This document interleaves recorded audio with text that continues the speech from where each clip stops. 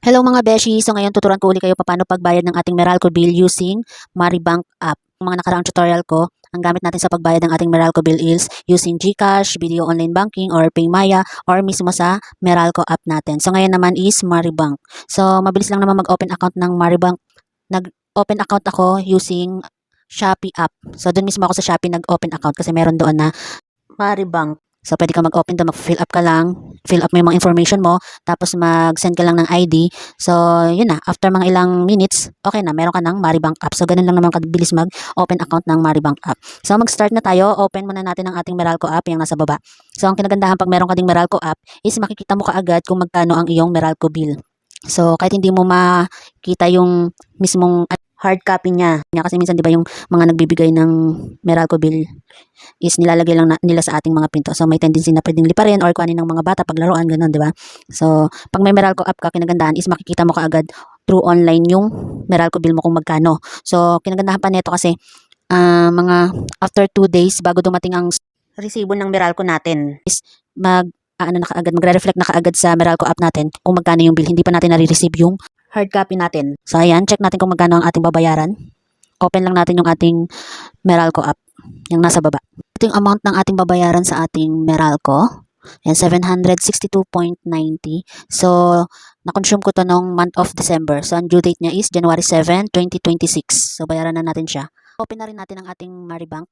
So, check natin kung may balance tayo dun. Ito yung dashboard ng ating Maribank. So, makikita mo yung balance natin dito sa Maribank natin. So, mag-start na tayo magbayad ng ating Meralco bill. Ngayon sa may baba, makikita mo pay bills. Ito, sa may bandang gitna. So, click lang natin yan. Then, piliin natin tong electricity. So, click lang natin ang electricity. And then, search natin yung ating Meralco. Dahil Meralco ang gamit natin. So, yan ang ating pipiliin. So, ayan, Meralco. Click lang natin yung Meralco. Ayan, i-fill up mo lang yung customer account number, yung nakalagay doon mismo sa may bill ng inyong Meralco. 10 digit yata yun. So, etong customer name. So, yung nakapangalan mismo doon sa may Meralco, kung sino nakapangalan. Kung ikaw nakapangalan, di yung pangalan mo ang ilagay mo. Kung ibang tao yung nakapangalan, di yun yung ilagay mo. Kung ano yung nakalagay doon sa may resibo natin, or sino yung nakapangalan doon sa Meralco bill, yun ang ilalagay mo doon sa customer name. And then, enter amount. So, mag-start na tayo. Lagay na natin. Fill up na natin siya. So, ayan, na-fill up na natin yung ating information. Kailangan is tama yung ilalagay mo para hindi ka magkamali or hindi masayang yung transaction. Kasi kapag mali yung information na nilagay mo, so, kasalanan mo, hindi naman na sa'yo mababalik yung binayad mo kasi kasalanan mo. Ayan, may ano naman sila, may reminders naman sila dyan. 'Di ba? So, i-add favorite mo lang siya para next time pag nagbayad ka uli is hindi ka na mag-fill up pa ng form. So, automatic yan, naka-fill up na lahat kapag in-add favorite mo. Click lang natin yung stars. Ayan, may star sa gilid. So, kung tingin mo okay naman yung mga information na fill up mo dyan, so click mo lang yung continue na nasa baba. So, ayan, makikita mo sa screen. I-double check mo lang ulit kung okay. Ngayon, makikita mo yan yung platform fee is libre. So, walang charge ang pagbayad sa Maribank ng ating Meralco bill. So, parang katulad din sa Video Pay, wala ding bayad. Tapos sa may GCash, wala ding bayad. Sa PayMaya, wala ding bayad. Ang may bayad lang sa mismong Meralco app ka. Pag mismong Meralco app yung ginamit mo, yun may bayad. Pero nasa 6 pesos lang yata, so hindi naman din ganun kalakihan. Nasa sa inyo naman kung anong app ang gusto mong gamitin pambayad. Kung okay na, click lang natin tong pay bill yung nasa baba. So actually guys, first time ko lang din to magbayad sa Maribank. So hindi ko pa alam kung pag kinlik ko tong pay bill is automatic kaagad na magre-reflect sa Meralco app ko na paid na ako. Or mag-antay pa tayo ng mga ilang days kung kailan magpipaid siya sa Meralco app ko. Kasi ang Video Pay, may automatic magre-reflect ka agad sa Meralco app mo kung bayad ka na. Pero kapag naabutan ka ng cut-off, yung kinabukasan na yun, mapipaid. Ang ano naman, ang GCash, tapos PayMaya, siguro mag-aantay ka mga 3 days bago mag-reflect sa Meralco app mo na paid ka na. So, yun lang yung pinagkaiba nila. So, sa Meralco app naman, kung mismong Meralco app yung gagamitin mo, automatic ka agad magre-reflect sa may Meralco app mo na paid ka na. So, walang cut-off time yun sa Meralco app. May charge nga lang, hindi siya libre. So, eto sa Maribank. So, hindi ko alam kung automatic siyang magre-reflect na paid na ako sa aking Meralco app. So, tingnan natin. So, click ko na tong pay bill. Ayan, may biometric pa pala. So, gamitin natin ang ating biometrics. So ayan, may reward pa akong na-receive na 5 pesos kasi nga first time ko lang din naman tong magbayad nga sa Maribank using Maribank. So may reward akong 5 pesos. So hindi ko alam kung sa mga susunod na pagbayad ko is may reward pa uli. So next time gagamitin ko uli yung Maribank. Kasi kung may reward, 'di ba? Ganda. Kasi dun sa kasi sa ibang app na gamit ko, ibang apps na gamit ko is wala namang cashback. So eto may cashback siya. So hindi ko lang sure kung every month may cashback or ngayon lang dahil bago pa lang nga ako gumamit ng Maribank. So, successful na yung payment natin. Ayan, nakalagay dyan. So, ito yung ating pinaka-resibo. So, screenshot mo lang siya. If ever lang naman na may mali sa ginawa mo. Di ba? So, screenshot mo lang siya. Or kung sakaling hindi agad-agad na paid, di ba?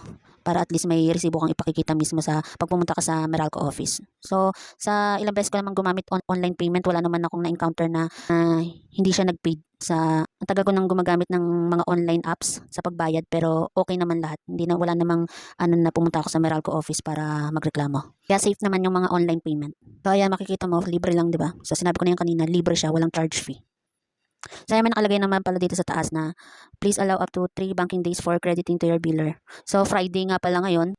So hindi ko sure kung makikredit ka agad to. Tingnan na lang natin. And anong oras na rin? 11:13 PM na rin. So kung hindi siya ngayon magre-reflect sa Meralco app ko, I think Monday na to. So balikan ko kayo kapag hindi siya ngayon na-paid ngayong araw na to sa aking Meralco app. Dahil Sabado bukas and Sunday, so Monday na. Pero i-check ko pa rin yung aking Meralco app ngayon kung na-paid na siya. So andito na uli ako sa dashboard ng aking Maribank. So makikita mo yung balance ko, nagbago na. So check natin yung ating history. Yung makikita mo sa may orange na box na yan. Sa baba lang din naman ng balance, may gilid. So, check natin yung history. Ito yung ating history. Ayan, nabayad na siya. Tsaka yung reward yan. Or cashback. So, check din natin yung ating Meralco app. Mali mo, di ba? Na-paid na siya agad-agad din. So, ayan. Nandito ulit tayo sa dashboard ng ating Meralco app. So, nandiyan pa rin siya. Hindi pa rin siya napipaid. So, balikan natin siya mga after 30 minutes. Check ko uli siya after 30 minutes. Kapag hindi pa rin after 30 minutes, so bukas, check ko, and Sunday, check ko, and last is Monday. Di ba? Para ma-check natin kung talagang ilang araw bago siya ma-paid. So, balik na lang ako mamaya-maya. So, 12:17 na after 40 minutes. May get. So, hindi pa rin na pipaid yung ating Meralco app. So, mag-antay naman tayo ulit bukas. Check ko ulit. So mga beshi, so ngayon i-check ulit natin ang ating Meralco app kung nag-reflect na yung bayad natin sa ating Meralco bill gamit ang ating Maribank. So ngayon ay 7:51 ng umaga, Sabado ng umaga ngayon. So kagabi tayo nagbayad mga 11:30 PM. So hindi siya kaagad nag-paid kagabi. So mga last na check ko yata is mga 12 AM na mahigit. So hindi pa rin nag-reflect yung bayad natin. So ngayon i-check natin ang ating Meralco app kung na-paid na tayo. So open na natin ang ating Meralco app. So ayan mga beshi, makikita mo yung dashboard ng aking Meralco app. So 0 balance na. So ibig sabihin na paid na tayo, nabayaran na natin ang ating Meralco bill gamit ang ating Maribank. So siguro kagabi is naabutan lang tayo ng cut-off. Siguro may cut-off ang Maribank kaya hindi ka agad na paid yung ating Meralco bill. So ngayon is 7:53 na. So ayan makikita mo, 0 na yung balance natin. So may mga ibang tutorial ako dyan paano pagbayad ng Meralco bill. So pwedeng through BDO Pay or GCash, PayMaya, or mismo dito sa may Meralco app pwede ka magbayad. So ang kinaibahan lang nila is sa Meralco app may charge fee pero mga 6 pesos lang ang charge fee. So ang GCash tapos PayMaya libre tsaka ang BDO Pay libre din. So yun nga lang ang GCash tsaka PayMaya is mga after 3 days pa magre-reflect yung bayad mo sa may Meralco app natin. So ang BDO Pay naman is depende rin, may cut off din. Kapag hindi ka naabutan ng cut-off, mga minutes lang, mga 2 minutes or 3 minutes, automatic mapipaid na kaagad yung ating Meralco app.